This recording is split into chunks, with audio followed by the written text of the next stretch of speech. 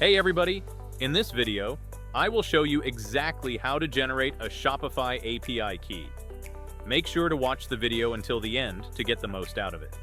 So, to do this, all you have to do is simply open your Shopify account and click on Settings in the left bottom. From here, search for Apps and Sales Channels. Then click on Develop Apps. From here, allow Custom App Development.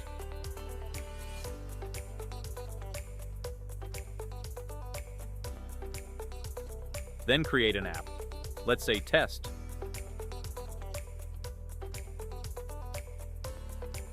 Then from here, click on API Credentials. And from here, you can copy the generated API.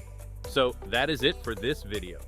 Please leave a like and subscribe to the channel for more tutorials like this. Thanks for watching. Goodbye.